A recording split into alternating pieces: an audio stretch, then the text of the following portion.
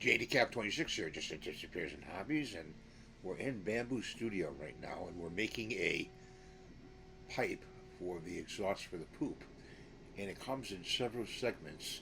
The first plate is the top portion, the second plate is here, and the third plate is here for all the parts to be made.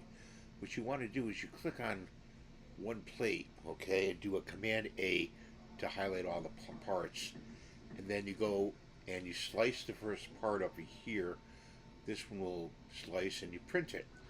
Then after that one's done, you take your parts off, clean up the plate, and then you will go to this print and you'll slice it and print it again to get all three parts for what you want to make in your model. So that's what I'm going to show you today. A very simple fit process. So don't be scared of multiple plates. You can do it. And if you have any comments or questions, please leave them below, and I'll try to answer them as soon as I can. I always read the comments. Thanks for watching. Have a great day. God bless you. Please rate, subscribe, give a thumbs up, and hype the video. Bye for now.